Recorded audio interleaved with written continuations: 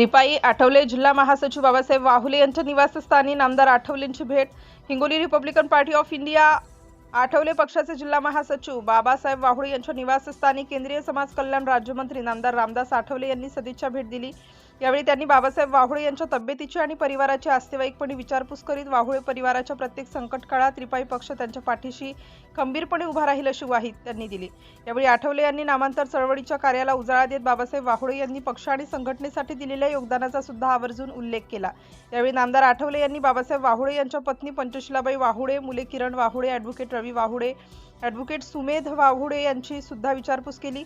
या प्रसंगी त्यांच्या सोबत जिल्हाध्यक्ष दिवाकर माने, गौतम मोगले, DN दाभाडे, नगरसेवक युवराज आवटे यांच्यासह अनेक पदाधिकारी कार्यकर्ते उपस्थित होते।